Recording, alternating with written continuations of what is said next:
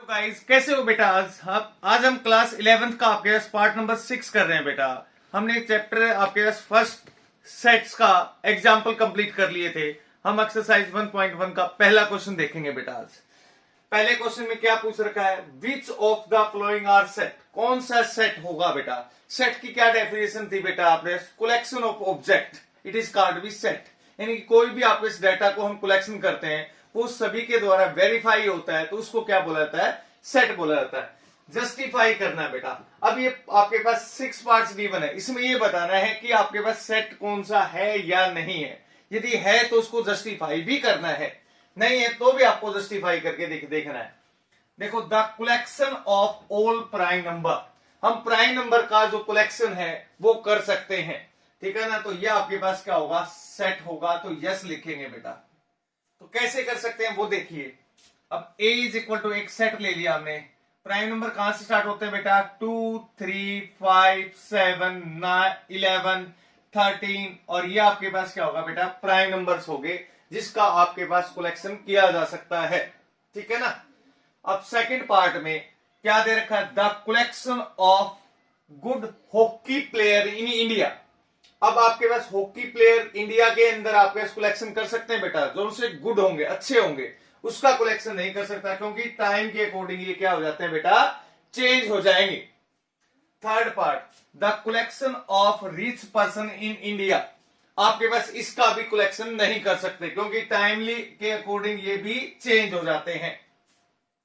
Fourth part में तो इसमें आपके पास the collection of all natural number less than 1000, इसका हम कलेक्शन कर सकते हैं क्योंकि नेचुरल नंबर 1 से स्टार्ट होंगे और 1000 से लेस देन, तो ये अपने पास क्या है बेटा, इसका कलेक्शन कर सकते हैं, तो ये सेट होगा, तो यस लिखेंगे।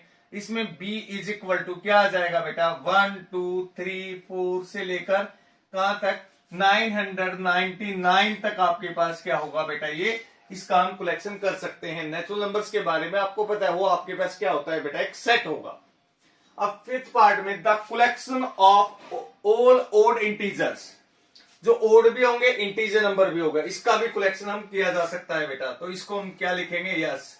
इसका हम देख लेते हैं, c इज इक्वल टू क्या आ जाएगा, -1 -3 -5 1 3 5, ये भी आपके पास इनफाइनिट तक जाएगा और नेगेटिव में भी इनफाइनिट तक चला जाएगा। तो ओड इंटीजर नंबर नेगेटिव में भी होंगे और पॉजिटिव में भी होंगे।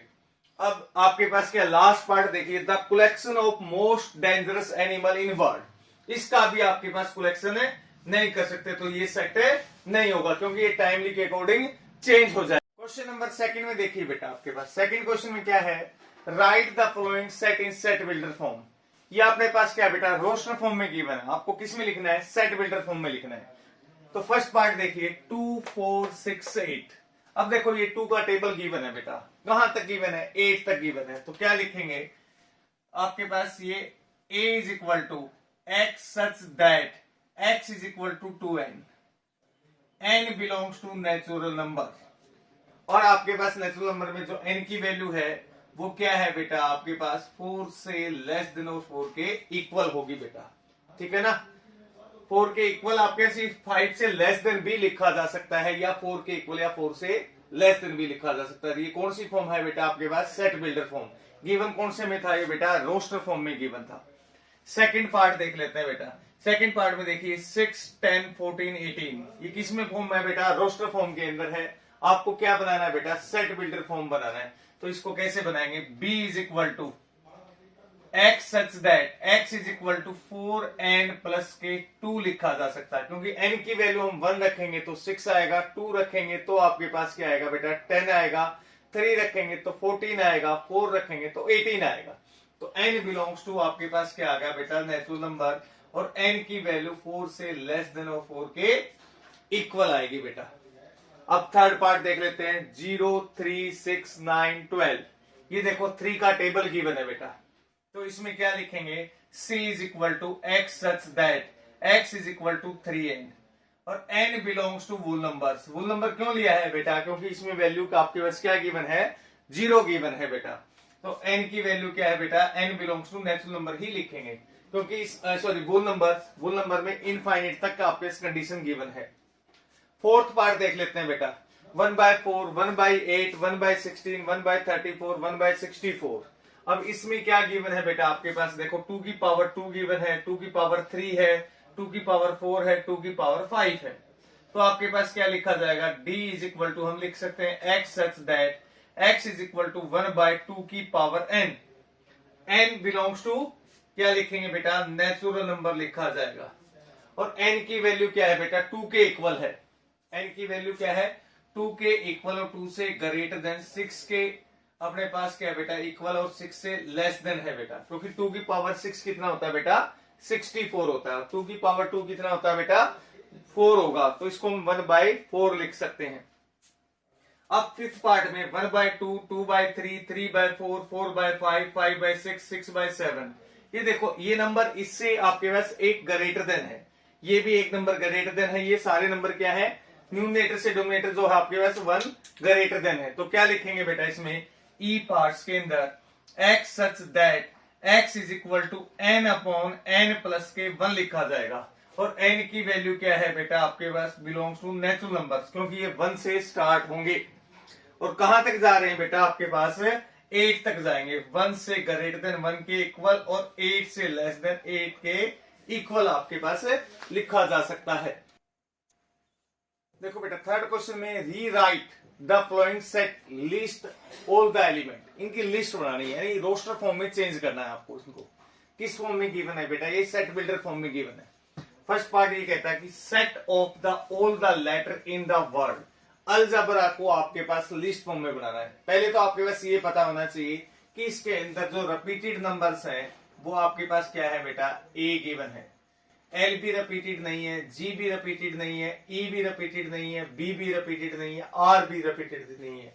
जब लिस्ट बनाते हैं किसी भी वर्ड की, यदि वो नंबर्स 2 टाइम्स रिपीटेड है या 3 टाइम्स रिपीटेड है, उसको कितने टाइम्स लिखा जाता है बेटा, ओनली 1 टाइम्स लिखा जाता है। तो आपके पास ए इज इक्वल टू, पहले हमने ए लिख दिया, फिर आपके पास एल लिख दिया, फिर जी लिख दिया, फिर ई लिख दिया, फिर बी लिख दिया और फिर आर लिख दिया। ठीक है ना, ये आपके पास क्या होगा बेटा, लिस्ट बना दिया, रोस्टर फॉर्म में आ गया। अब देखिए सेट ऑफ, अगला part, set of all positive integer बताने विच आर कॉमन फैक्टर, दोनों के अंदर कॉमन फैक्टर आपके पास बताने। तो हम 30 के कॉमन फैक्टर 30 के बना लेते हैं और 40 के प्राइम फैक्टराइजेशन से। अब 2 से करेंगे तो ये क्या आ जाएगा, 15 आ जाएगा, 3 से करेंगे तो ये 5 आ जाएगा, 5 into 1।